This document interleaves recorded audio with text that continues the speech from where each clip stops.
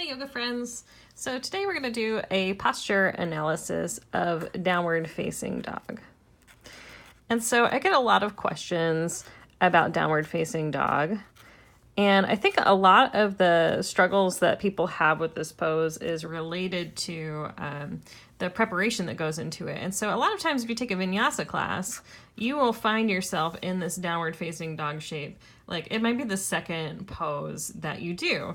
And it can cause a little bit of strain on the wrists, on the shoulders, and the back of the legs. So what do we do to prepare for this pose that could make it a little easier right off the bat?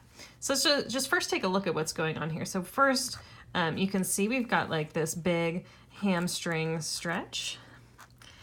And so we want to look at stretching a little bit the hamstrings and the back of the legs. And we have a little bit of weight on the arms. So we'll just note here, we've got weight bearing.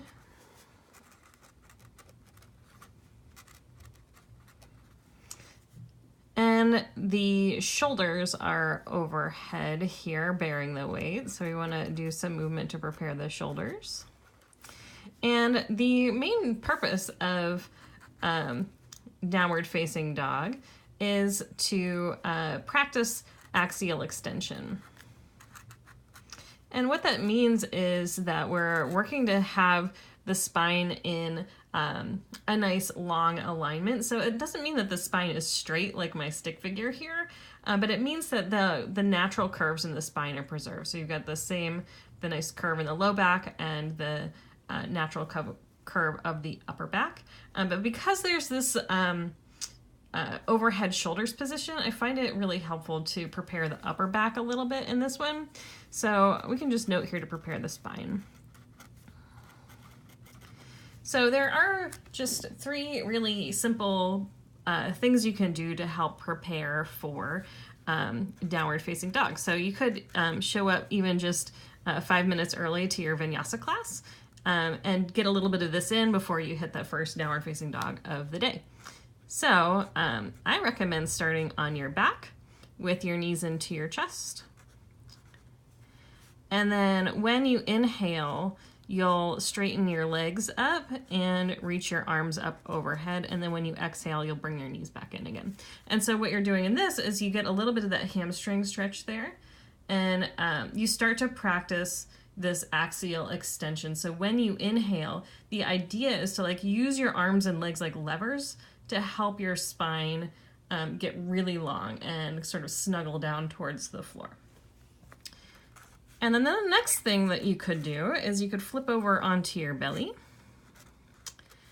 and do a couple repetitions of Bhujangasana.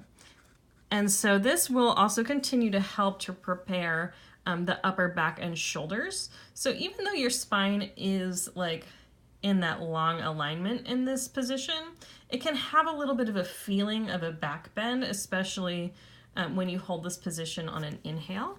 And so you can practice that extension in the upper back with just a little simple prone back bend. So when you inhale, you'll lift up, and just be sure not to press into your hands when you come up into that back bend. Just use the muscles in your back there.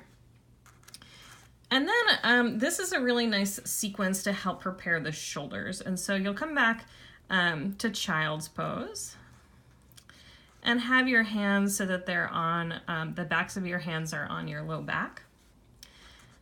And then here's the key here. When you inhale, you'll take your arms out to the side and up to stand on your knees.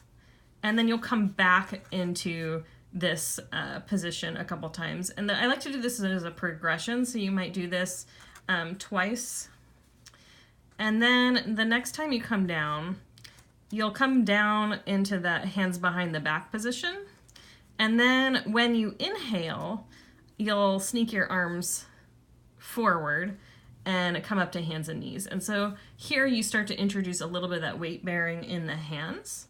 And then you can kind of make this a little flow. And so when you exhale, you'll come back to that hands behind the back, and then inhale up to the knees, and then you can alternate between the hands and knees position and the standing kneeling position. And so what this will do, this whole sequence, if you do this a few times, you get a little bit of rotation in the shoulders, and that will help prepare your shoulders for downward facing dog. You'll get a little bit of weight bearing in the hands, so just kind of warm everything up a little bit so that first downward facing dog will feel a little bit better. So if you want some more yoga tips, you can go to my website.